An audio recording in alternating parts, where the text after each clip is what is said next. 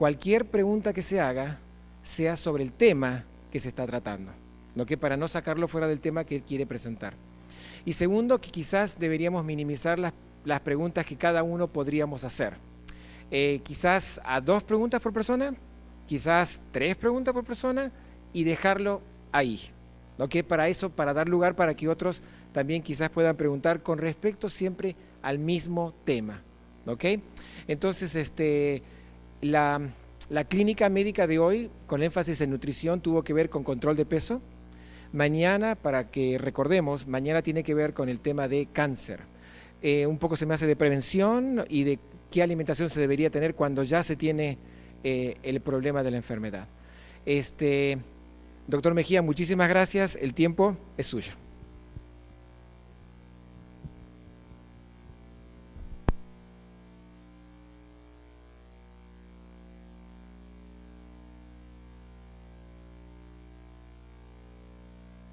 Introducción. Estamos otra vez aquí, pero por alguna razón no sé qué pasó, que se fueron para atrás otra vez. No sería mucha molestia si nos iríamos para enfrente. Como dice nuestro hermano, yo siempre he sido un maestro de grupo, de clases, y por lo general la clase es un diálogo en lugar de ser un monólogo, ¿sí? Y como es un diálogo, es bueno estar aquí cerca para participar. ¿Sabían ustedes que los estudiantes que más aprenden, saben cuáles son? Los que se sientan enfrente y en medio. ¿Y saben cuáles son los que aprenden menos? Los que sienten atrás, sí. Son los que se ponen a platicar entre ellos y toda cosa. Así que quisiera que nos arrimáramos más, o quieren que yo me arrime para allá, porque estamos de esa manera. Ok, en esta tarde voy a introducir un tópico que es bastante orientado al asunto de la conducta y también quizá más importante acerca del espíritu, porque en mi experiencia yo he notado que el enseñar solo ciencia no cambia a la gente, ¿saben? Sí, he notado que se requiere más que eso, se requiere motivación, se requiere ciertos aspectos que son lo que nos ayuda a darnos el poder para hacer el cambio. Porque por lo general el método tradicional siempre ha sido, bueno, yo voy a enseñar a la gente, si la gente tiene más conocimiento, va a hacer cambios. Pero lo cierto es que eso no funciona, ¿saben? Porque aunque muchas veces sabemos, no llegamos al punto de hacer una decisión. Y es como conocer las doctrinas bíblicas, pero no decidirse por Cristo. Exactamente lo mismo. Y en esta ocasión quisiera colaborar con ustedes un modelo que yo he estado trabajando y que inicialmente lo aprendí, parte de este modelo, de un pastor menonita. No me recuerdo si ayer les mencioné eso. Él trabaja en Colorado Springs, se decía Pida al pastor Regier. Y dije, cuando él salió del seminario, una señora se acercó a él y le dice, mire, yo fui a la escuela primaria cristiana, a la secundaria cristiana, a la universidad cristiana, nunca falto al culto, tengo 30 años en la iglesia, pero todavía tengo las mismas malas costumbres que hace 30 años. Y dice él, siendo un pastor recién salido del seminario, pensó, pero ¿cómo es posible que esta señora sea la misma después de 30 años de atender a todos los cultos y atender todas esas cosas? Entonces, después de meditar por un tiempo, él se dio cuenta que en las iglesias nosotros tendemos a enseñar teología y doctrina, pero no enseñamos a la gente cómo aplicar los principios cristianos para resolver problemas concretos de la vida de uno, específicamente para hacer cambios en nuestra vida. Y en esta ocasión quiero enfocar eso porque Toda esta semana les puedo dar mucha información, créanme, pero creo que la información no va a servir de gran cosa si en esta semana no decidimos hacer un cambio en nuestra vida. En esta ocasión quisiera explicar cuál es el proceso del cambio y, más importante, que cada uno de nosotros haga decisiones acerca del cambio, aún por pequeña que sea esa decisión. Quiero decirles que todos estamos como en un espectro, o sea, algunos de nosotros tenemos la filosofía, comamos y bebamos que mañana moriremos, quizá esa sea la filosofía, ¿sí? Algunos de nosotros quizá somos más cuidadosos de lo que comemos, nuestros hábitos y demás. O sea, tenemos un amplio espectro aquí en esta iglesia. Pero donde quiera que esté usted, tiene siempre un espacio para mejorar, ¿sí o no? ¿Verdad que sí? Todos, en todas las corporaciones, siempre hay algo que se les llama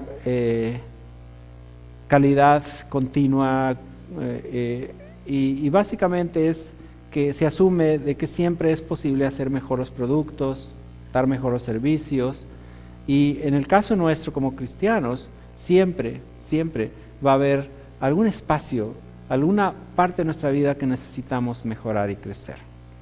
Y este modelo que voy a explicar tiene que ver con eso. Número 1, en nuestra vida tenemos que, este es el cuadro completo, identificar los asuntos que afectan nuestra vida. Puede ser un hábito de vida, puede ser alguna cosa que tenga que ver con nuestras emociones, que puede ser alguna cosa que tenga que ver con nuestras relaciones sociales. Siempre hay, porque nosotros somos entes que tenemos un cuerpo, ¿sí o no? Tenemos una mente, tenemos un espíritu, vivimos en un entorno social y dentro de ese aspecto multidimensional del ser humano, siempre hay alguna cosa que tiene espacio para mejorar. Y este modelo se aplica a todas esas áreas de la vida. ¿Quieres mejorar algo en tu vida espiritual? ¿Quieres mejorar algo en tu aspecto físico? En esta ocasión, en esta semana, tiene bastante énfasis en mejorar nuestros hábitos físicos. ¿Okay? Puede ser que haya en tu aspecto social algo que necesite mejorar mejor interacción con tus hijos quizá, con tu esposo, tu esposa o con los hermanos de la iglesia, alguna cosa. O en el caso de una cosa espiritual, estás ahorita cargada o cargado de culpa, tienes emociones muy negativas, pensamientos muy negativos que te están afectando, tienes tu corazón lleno de ira, de enojo, frustración. Todas las cosas se requiere que nosotros tengamos un modelo, cómo hacer un cambio. Y en esta ocasión, básicamente, voy a explicar cuál es el proceso del cambio desde una perspectiva cristiana. El cambio, quiere decirles que lo hacemos en medio de una lucha titánica contra nuestro propio yo. Quizás sea nuestra parte más difícil de vencer. También muchas veces el cambio está en contra de las fuerzas sociales, y estábamos hace un rato mencionando que la expectación, cuando ustedes oyeron que 3 porciones de proteína básicamente es una pieza de un pollo, se desanimaron, ¿sí? Porque la expectación social es de que la mitad del pollo es una porción, ¿verdad que sí? Esa es la expectación social, ¿ok? Así que muchas veces tenemos que luchar contra esas expectaciones sociales. Cristo Jesús dijo, ¿se acuerdan? Que la senda al cielo es una senda angosta y pocos andan por ella porque es contracultura. La forma de comportarnos con la gente es contracultura. En el método convencional, me la haces, pues me la pagas. En el método cristiano, me la haces, yo te perdono porque me la hiciste. Es difícil a veces hacer eso, porque es contracultura, es contra nuestra naturaleza. El primer paso, nosotros necesitamos identificar qué es el problema que nosotros queremos mejorar en nuestra vida. ¿Es algo social, algo espiritual, algo físico, alguna cosa en tu vida? Piensa ahorita en este momento, ¿Qué te gustaría a ti mejorar? Quizá piensa qué te gustaría mejorar en tu aspecto físico, en tus relaciones interpersonales, en tu crecimiento espiritual, algo, en una dimensión de tu vida. Ok, si ya lo tienes en mente. Número 2, tenemos que admitir que eso que está en tu mente ahorita es un problema. Y que ese problema te trae consecuencias negativas a ti y quizá también a los que están a tu lado. Porque nosotros tendemos a ser egoístas, decir, no, yo como lo que me pegue la gana. Pero ¿sabe qué? Si usted tiene diabetes y come lo que le pegue la gana, en 15 años va a estar en diálisis. ¿Y quién va a llevar la carga esa? La familia. Entonces es una forma egoísta, ¿sí es cierto? Sí captamos la idea, eso de que la filosofía de que hago con mi cuerpo lo que me pegue la gana, en realidad uno afecta a terceros, no solamente se daña a sí mismo. ¿Ok? Entonces tenemos que admitir precisamente que hay serias consecuencias de eso. Una vez que nosotros realmente admitimos que mi comportamiento, mis actitudes, mis conductas, mi forma de pensar es un problema. Por ejemplo, usted es una persona que siempre está pensando negativo, estamos hablando de la mente, digamos. Usted es una persona que piensa siempre negativo, hay una junta, siempre habla negativo, está en el trabajo, siempre habla negativo, sus hijos todo hacen mal, su esposa todo hace mal, ¿qué pasa? Entonces es tiempo de que admita que ese es un problema y que está afectando tanto su vida como la vida de otros. ¿Ok? Entonces hay que admitirlo. Y hay que tener el valor de hacer eso. Número 3, hay que confesar eso, ¿verdad? Confesarlo a Dios, muchas veces también a nuestro prójimo, ¿verdad? Número 4, es donde muchos fallamos. Yo tengo una lengua muy suelta, pero renunciamos a cortárnosla, ¿verdad que sí? Renunciamos a seguir con esa actitud. Entonces, cuando paramos allí, básicamente pasan 10 años y sigo siendo ¿qué? El mismo. Pasan 15 años y sigo siendo la misma persona. Es probable que yo diga, no, es que yo soy así. No, es que yo soy bien enojona o bien enojón. ¿Verdad que nos excusamos diciendo eso? Yo tengo mal carácter. He escuchado personas que dicen así. Y como que nos resignamos a que eso es nuestra identidad y la gente tiene que aguantarnos. Entonces, de esa manera, básicamente no cumplimos el propósito divino, porque Dios quiere que crezcamos integralmente, ¿sí o no? Quiere que crezcamos en nuestra espiritualidad, ¿sí? Quiere que crezcamos en nuestros hábitos físicos, quiere que crezcamos en nuestras interacciones sociales, quiere que crezcamos en nuestra forma de pensar. Todo ese crecimiento multidimensional, señora de White le llama santificación. En otras palabras, fuimos creados para que a pasar la eternidad reflejáramos más y más plenamente el carácter de Dios. Veamos un ejemplo en Juan. Cuando se unió a Cristo, tenía tan mal temperamento que Jesús lo llamó ¿cómo? El hijo del trueno. Pero 70 años después, cuando estaba allá de pastor en Éfeso, ¿era todavía el hijo del trueno? No, era el discípulo del amor. ¿Verdad que sí? Entonces vean que hubo una transformación en este hombre. No se quedó donde mismo. Y Cristo Jesús espera que crezcamos en todas las esferas. ¿Por qué? Porque de esa manera vamos a cumplir el propósito divino, que a medida que pasa el tiempo reflejamos más y más el carácter divino. Así que pensemos que quizá yo estoy, como dicen aquí, estancado en esa área. No quiero renunciar a algo. Piense en esa cosa que yo no quiero renunciar. Y cada uno de nosotros quizá encuentra más de una área de nuestra vida que nos amachamos, como decimos en México, y queremos seguir con la misma, decimos allá nosotros, montados en nuestro propio macho, ¿verdad? No queremos renunciar a eso. Así que este paso es sumamente crítico. No solamente reconocer que yo tengo el problema, sino no solamente admitir que yo lo tengo, no solamente a veces confesar, ay, perdóname, ¿verdad? Sino que necesitamos llegar al punto de renunciar definitivamente a ese problema. Básicamente, darle una media vuelta y comenzar otra trayectoria en nuestra vida. Y esto puede ser un hábito de comer y beber, puede ser un hábito de otra naturaleza, puede ser una forma de interactuar con las personas, puede ser una forma de pensar. Entonces, pero ese cambio necesita hacerse. Dios quiere que lo hagamos, pero para ello tenemos que renunciar a eso.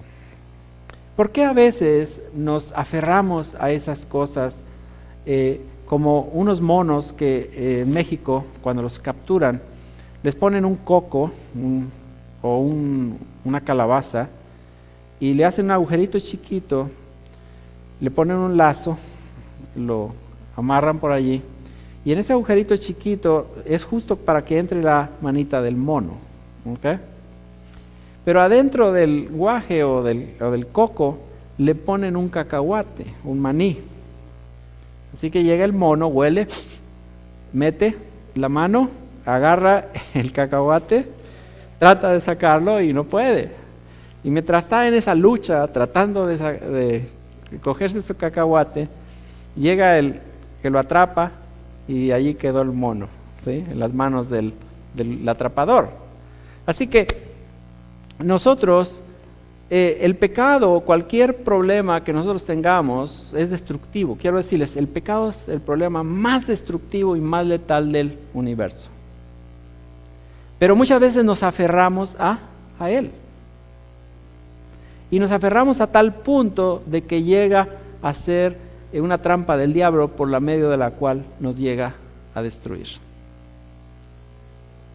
Y el Señor Jesús dijo, yo he venido para darles libertad. ¿Se acuerdan? Dijo, si el Hijo del Hombre os libertare, seréis verdaderamente, ¿qué? Libres. Y también los dijo a los discípulos, a la multitud le dijo, ustedes son esclavos del pecado. ¿Se acuerdan de esa cosa? Y quiero decirles que la definición de pecado va más allá de los 10 mandamientos. El pecado es toda violación a la ley divina. Lo vemos ahorita mismo en la ecología. ¿Sí? No hay en la Biblia una cosa que nos condene, ¿verdad?, por destruir la tierra, pero lo cierto es que Dios dice en la Biblia que va a venir a destruir a los que destruyen la tierra. ¿No se acuerdan qué dice en el Apocalipsis? Entonces Dios toma seriamente nuestro pecado ecológico de destruir la tierra, porque Él nos encomendó cuidarla. ¿Se acuerdan que hizo eso? Entonces, cuando el pecado se hace socialmente aceptable, empezamos a considerar que no es pecado, porque todos lo hacen. Y como todos lo hacen, pues consideramos que no es pecado. Pero quiero decirles que Dios tiene otra norma. Y nosotros no debemos poner nuestra norma ni la norma social, tenemos que poner la norma ¿qué? Divina. Y la norma divina, por ejemplo, en cuanto a la comida es, si coméis o bebéis, hazlo todo para gloria de ¿quién? De Dios. En nuestra interacción con los seres humanos, Dios quiere que sea una luz, nuestra interacción con el ser humano, una luz que ilumine y por medio de la cual la gente glorifique a Dios que está en los cielos. ¿Se acuerdan que habló Cristo de esa manera? Entonces, el crecimiento cristiano Dios lo espera. Y hay varios ejemplos que Cristo dio. ¿Se acuerdan de la higuera estéril, aquella parábola? ¿Sí? Tenemos que fructificar, tenemos que crecer. Más tarde explicaremos más. Entonces, hago mucho énfasis en ese asunto de renunciar. Cuando renunciamos, ¿estamos renunciando a algo preciado? ¿Qué piensan? Alguna gente dice, no, que ¿cómo voy a renunciar al pulpo? ¿Okay? Está renunciando a algo preciado. Yo me recuerdo en cierto lugar, un pastor les enseñó la Biblia a este grupo y le dijeron, bueno, mire, nosotros estamos dispuestos a bautizarnos si nos permite seguir comiendo puerco. Es interesante. El cacahuate de ellos era el puerco, valía más que Cristo. Pero para cada uno de nosotros hay algo que muchas veces ponemos encima de ¿quién? De Cristo. Y eso se llama un ídolo. Y los ídolos necesitan ser rotos.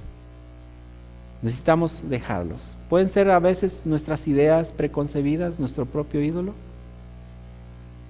Pueden ser a veces ciertas cosas que atesoramos en el corazón y que no queremos renunciar a ellas. Muchas veces ciertos hábitos adictivos. Oh, no puedo renunciar a eso porque sentimos que ese hábito adictivo es lo que nos trae tranquilidad y paz, cuando en realidad es lo que en la mayoría de las ocasiones nos está destruyendo. ¿Sí o no?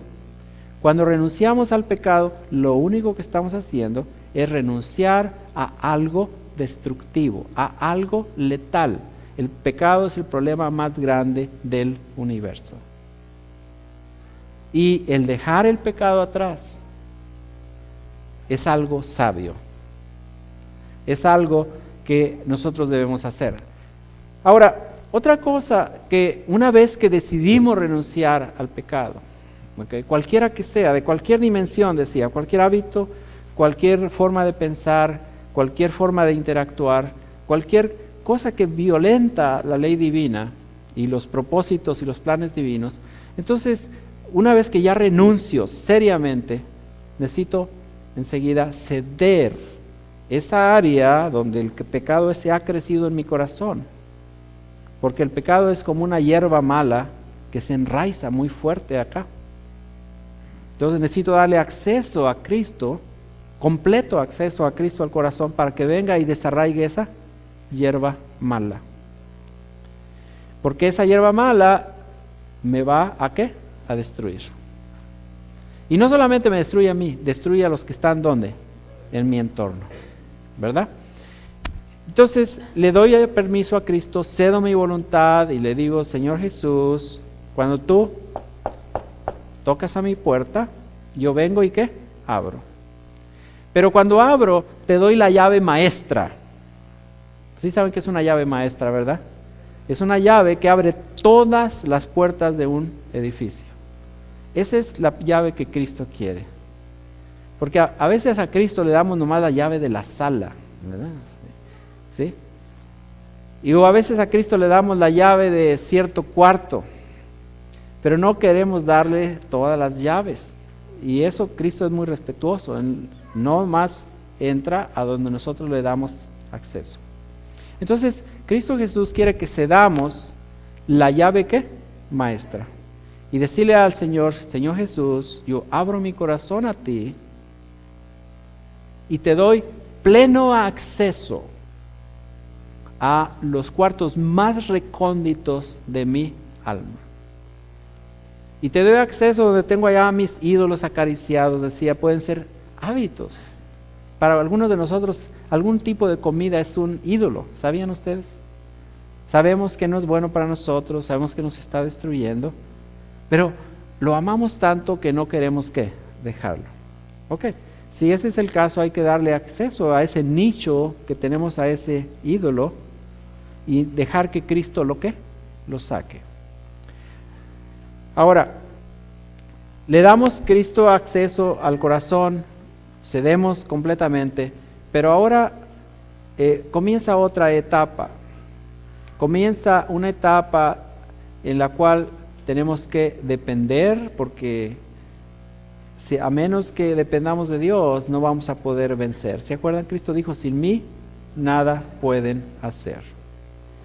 Necesitamos contemplar a Cristo continuamente, necesitamos imitarlo, necesitamos dejar que Él cree en nosotros, haga una cirugía radical para que quite nuestro corazón de piedra y nos dé un corazón de ¿qué?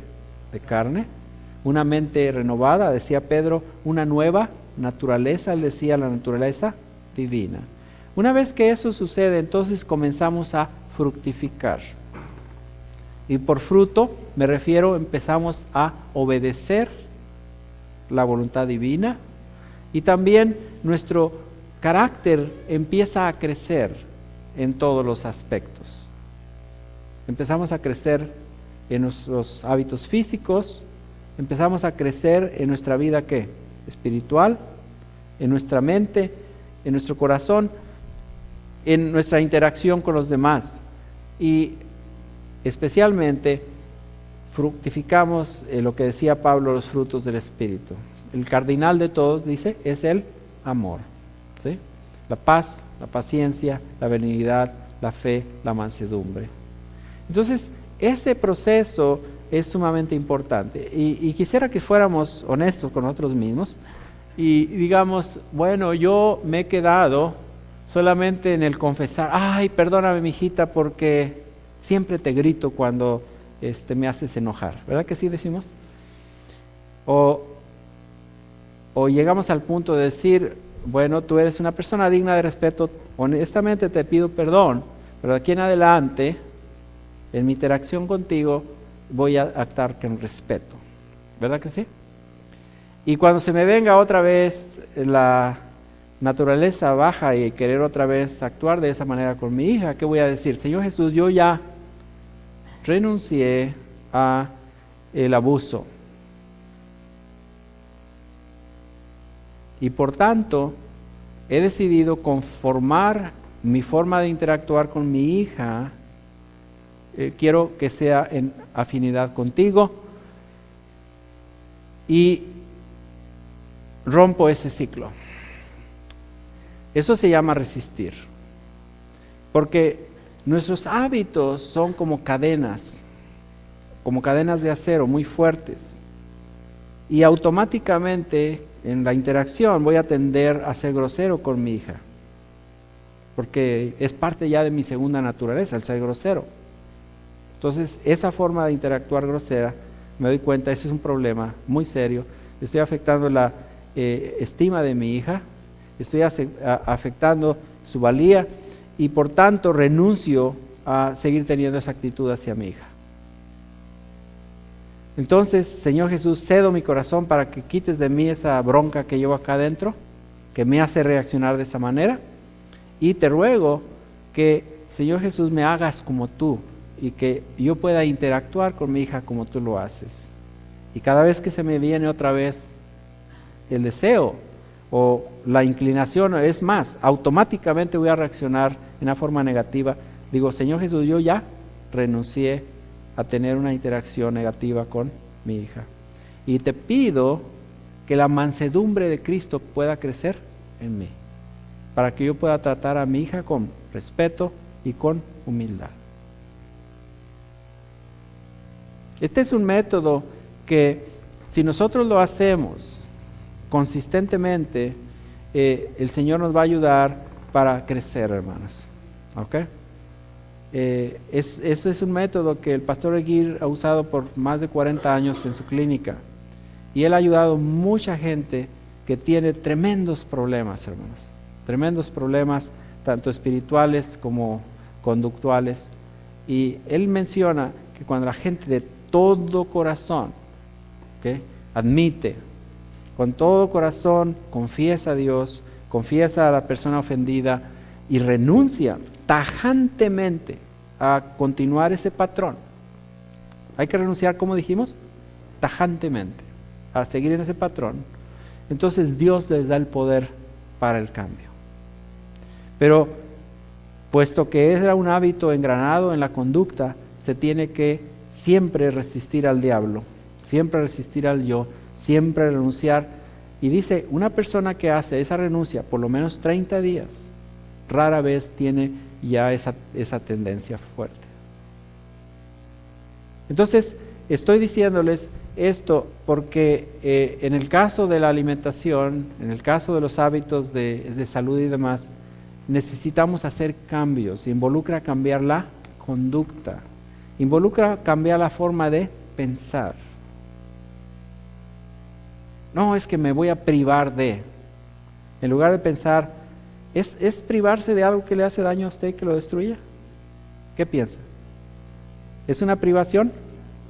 ¿Verdad que no es una privación? Entonces en su mente tiene que reestructurarse eso. Estoy dejando algo que me está destruyendo. ¿Sí? ¿Es algo absurdo dejar de interactuar con violencia con la familia? No, ¿verdad que no? No, es que se lo merecen. A veces podemos pensar así. Pero quiero decirle que no es. Entonces tenemos que permitir para identificar, muchas veces nos va a ayudar el escuchar las historias bíblicas, porque cuando vemos personajes bíblicos a veces nos identificamos con ellos. Porque por naturaleza nosotros negamos que tenemos problemas. La Biblia dice, ¿quién entenderá sus propios errores? No queremos admitirlos. No queremos. Por naturaleza pensamos que todos los demás están mal, menos ¿quién? Nosotros. No es que yo grito porque me hacen gritar. ¿Sí? La ley de Dios también es otro parámetro, un espejo en el cual vemos la deformidad de nuestro carácter. También la santidad de Dios. Cuando nos acercamos más a Dios, quiero decirles que vemos más y más nuestra ¿qué? Deficiencia. Cuando nosotros nos sentimos justos, hermanos, estamos exactamente perdidos, porque no hemos visto la santidad de ¿quién? De Dios. Por eso nos sentimos justos. También quiero decirles, hermanos, que la oración, cuando nosotros oramos, el Señor puede iluminarnos, especialmente esa oración que está en el Salmo 139 que dice, examíname, oh Dios, conoce mi corazón, ve si en mí hay caminos perversos y guíame por el camino eterno. Si hacemos eso con sinceridad, Dios nos va a ¿qué? Ayudar a identificar nuestros problemas. La voz del Espíritu Santo, muchas veces vamos a hacer algo y Dios nos dice acá en el interior que eso está mal, ¿verdad que sí o no? Debemos escuchar esa voz. Y también muchas veces una persona que está iluminada por el Espíritu de Dios se acerca a nosotros y dice, estoy preocupado por ti, porque te veo que estás actuando de esta manera. Debemos escuchar a esa persona en lugar de resistirla. ¿Okay? Entonces eso nos ayuda a identificar nuestros errores. La admisión, la confesión, ahí vemos el caso de David. ¿Se acuerdan cuando él mató a la esposa de, a Urías y tomó a su esposa? Entonces el profeta le dice, mira, tú eres ese hombre. Él pudo en ese instante haber matado al profeta para que supuestamente no corriera ese rumor, ¿sí? Pero en lugar de hacer eso, él se arrepintió. Instantáneamente Dios le quitó su pecado y le dijo, no morirás. Así que, ¿sabían? Hay ciertas oraciones que Dios nos dice, espérate un ratito, pero hay una oración que nos contesta instantáneamente. ¿Saben cuál es? Cuando pedimos perdón. Cuando usted pide perdón, en ese instante, Dios lo perdona y comisiona a un ángel para que en su libro le ponga la palabra perdonado. Es ese instante. Hay gentes que duran 20 años culpables después de eso, cuando ya Dios los perdonó hace 20 años. ¿Entienden? Sí conozco personas de ese tipo. Entonces, es muy importante eso. También tenemos que renunciar. Decía que a veces es la parte más difícil. No queremos ¿qué? Renunciar. ¿Cómo voy a perdonar a fulano de tal si me hizo esto? Y queremos llevar esa bronca y no queremos soltarla porque pensamos que es como dejar a un pez que se vaya otra vez libre al agua. ¿A quién está usted castigando con eso? A usted mismo, ¿verdad que sí? Entonces, sí, posiblemente fue una persona terrible, posiblemente le hizo un gran daño, pero necesitamos nosotros renunciar a esa bronca a veces que llevamos contra esa persona, a esa ira que llevamos contra esa persona, para que nosotros podamos ser ¿qué? Libres, ¿verdad que sí? Finalmente, quiero decirles que el ceder es sumamente importante, ceder todo el corazón a Cristo. ¿Se acuerdan? Jesús habló una parábola que dijo que el diablo llegó salió de la persona, quedó la casa ¿cómo? Vacía. Y después vino con 7, invitó a 7 peores que él y llegó a ser aquella persona peor que al principio. En este caso, esta persona quedó vacía. Necesitamos que abrir la casa, pero permitir que la presencia de Cristo, del Espíritu, pueda reinar para que pueda sembrar los frutos ¿de qué? Del Espíritu. El apóstol Pedro dice que aquellos que crecen en la vida cristiana, que añaden a la fe virtud, la virtud, conocimiento, al conocimiento, dominio propio, al dominio propio, amor fraternal, dice, esos nunca caerán. Es el secreto. Si no queremos caer, necesitamos crecer ¿en la qué? En la fe. Así que tenemos que ceder el corazón a Dios y tenemos que permitir que Dios plante en nosotros nuevas cosas, que nos quite el corazón de piedra, que nos dé un corazón de carne, ceder todos los afectos, ceder todos esos afectos negativos. Les voy a enseñar algo que es sumamente sanador, hermanos. ¿Cómo cedes tú tu dolor a Cristo? Imagínate que estás en el Gólgota. Cristo está allí, ¿okay? Está absolutamente desnudo. No sé si ustedes sepan que ¿cómo se llama? Lo crucificaron al Señor Jesús completamente desnudo. Gente burlándose allí, haciendo mofa de él. Pero tú estás cargado o cargada con media tonelada de ira. Porque a través de la vida te han hecho esto, te han hecho lo otro, te han hecho aquello. Y entonces tú has acumulado cada vez más y más ira. Estás enojado o enojada con la vida por toda la amargura y llevas una carga de amargura terrible. Ahora, no quieres ceder eso porque ¿cómo vas a ceder eso si esa persona, cómo no vas a estar enojado o enojada si esa persona te hizo tal cosa y tú la repites? ¿Sí, verdad que sí hacemos así? Entonces no nos quedemos como el mono, ¿verdad? Soltar el cacahuate, ¿sí? Finalmente, Cristo dice, venid a mí todos los que estéis trabajados y cargados. Y quiero decirte que si tú llevas esas culpas dentro de ti, esa ira, ese enojo, esos resentimientos, es una carga que con los años te cansa, ¿sí? Te cansa a tal punto que te sientes agotado, agotada. Entonces es momento de que tú camines hasta el pie de la cruz y al pie de la cruz dejes tu costal allí. Y cuando te levantes de la cruz, extiendas tus manos a Cristo para que Él te dé lo que necesitas tú. Si vienes con un costal lleno de amargura y de enojo, ¿qué vas a necesitar? Vas a necesitar su paz, ¿verdad que sí?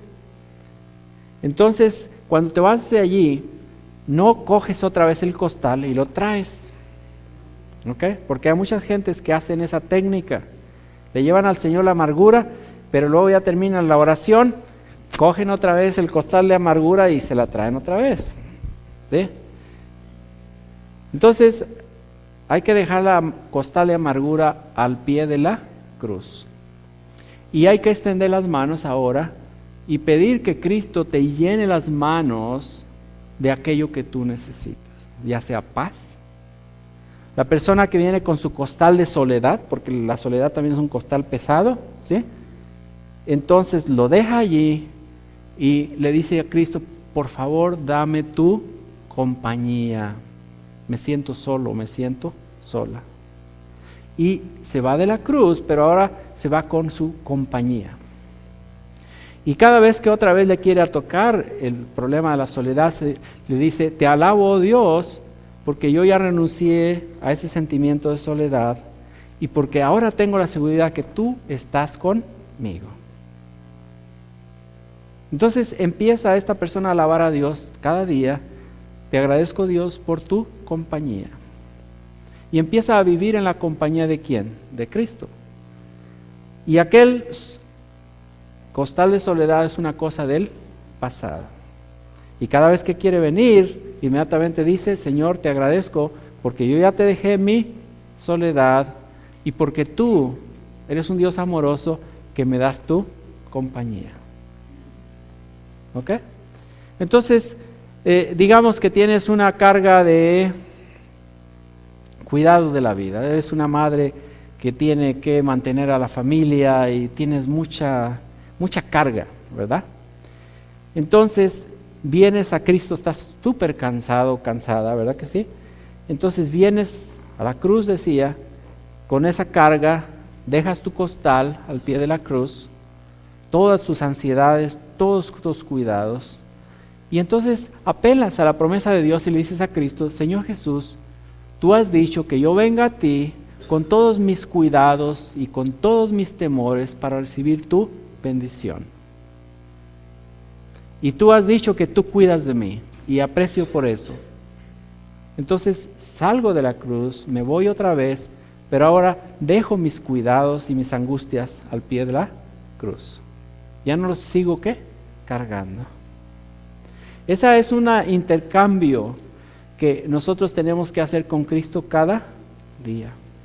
Si nosotros hacemos ese intercambio, eso va a ser un cambio trascendental en nuestra vida. Pero quiero que eso no solamente lo aprendamos de memoria, sino que en este día decidamos, termino con eso, decidamos seguir la invitación de Cristo, quien dijo, venid a mí, todos los que estáis trabajados y cargados, y yo os haré descansar.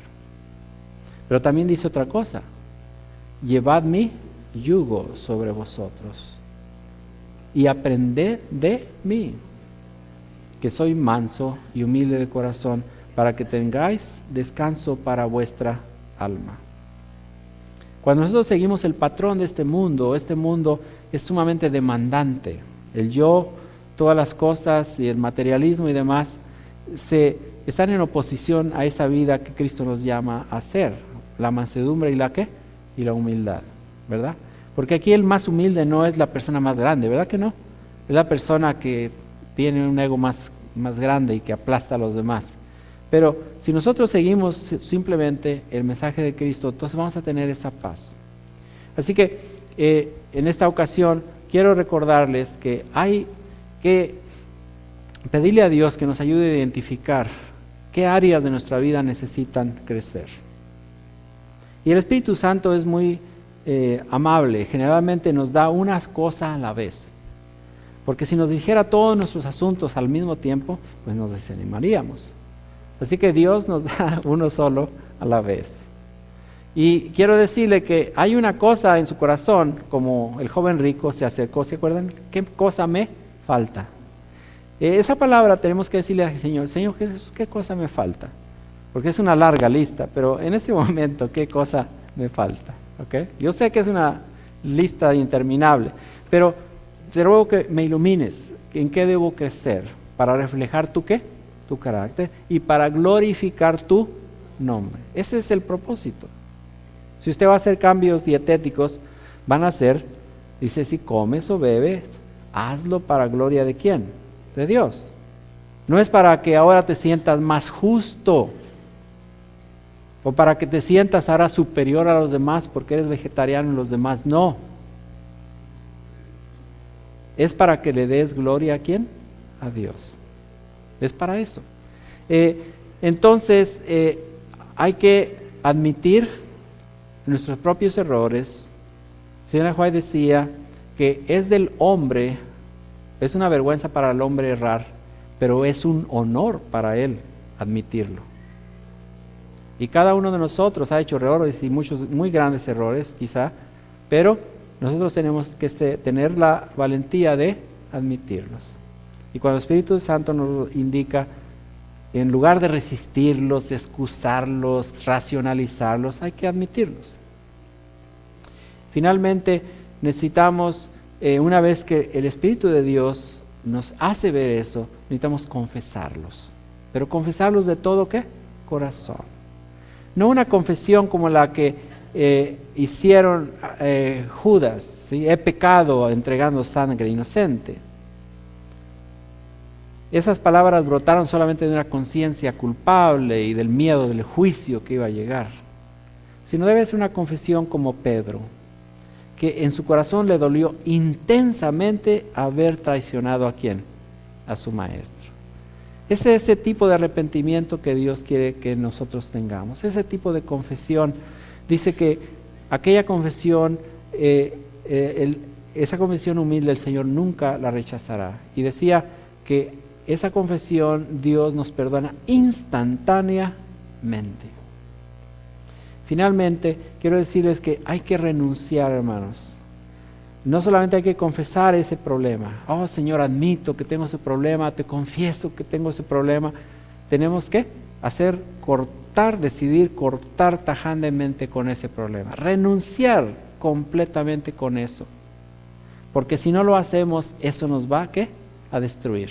Les aseguro que Judas, en más de una ocasión, viendo la bondadosa actitud de Cristo, se sintió compelido a ser una persona, a dejar la codicia a un lado, en más de una ocasión. Pero al mismo tiempo él quería dinero y poder. Decía, nunca